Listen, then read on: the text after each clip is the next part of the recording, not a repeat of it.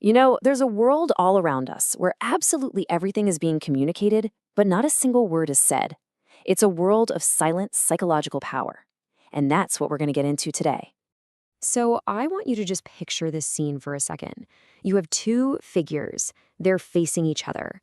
You can't really make out who they are because they're lost in the shadows, kind of locked in this silent confrontation.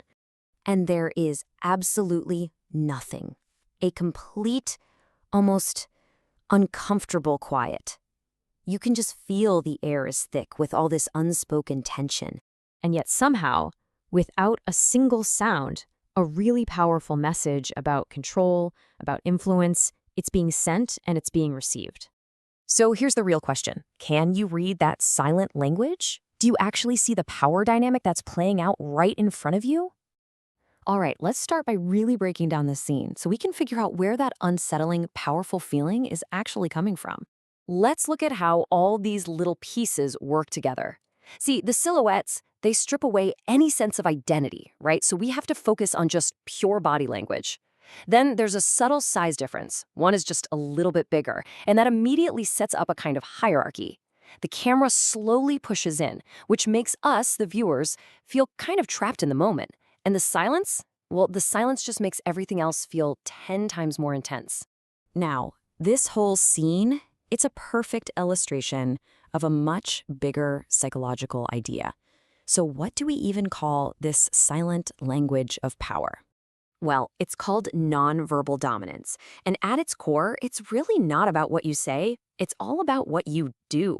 It's this primal language of posture, of space, of just pure presence. It's a way to establish who's in charge before anyone even opens their mouth. It kind of reminds you that the most profound statements of power, they don't need to be loud. All they really need is intention and a whole lot of control.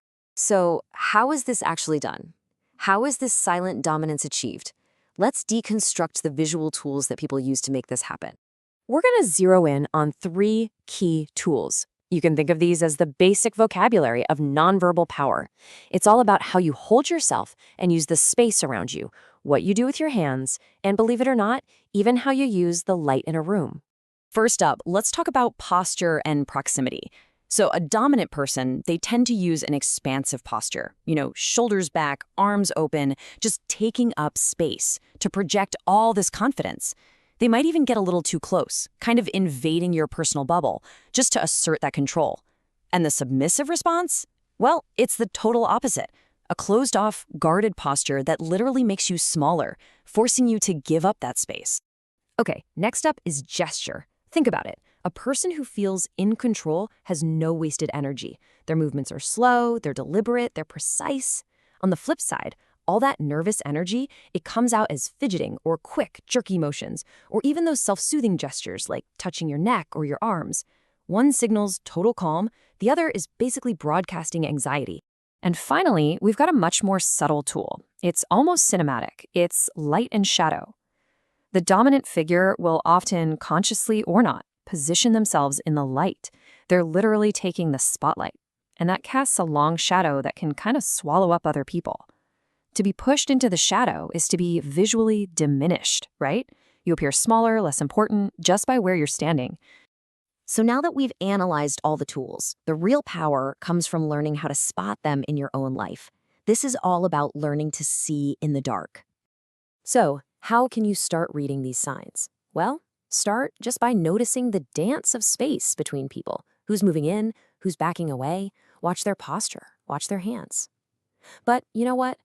Above all else, trust your gut. That little feeling of unease you get in some interactions, that's probably your subconscious picking up on all these signals way before your conscious mind even has a clue what's going on. Look, at the end of the day, you don't have to play this game of dominance, but just by understanding the rules, you're no longer a passive participant. You can't be, because awareness itself is a huge form of power. So the next time you walk into a room, just pay attention. This silent dialogue is constant. It is happening all around you all the time. The only question is, are you listening?